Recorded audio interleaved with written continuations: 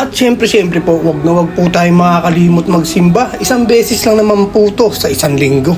Tara po family mga kapiesta, magsimba po tayo tuwing linggo. Amen po.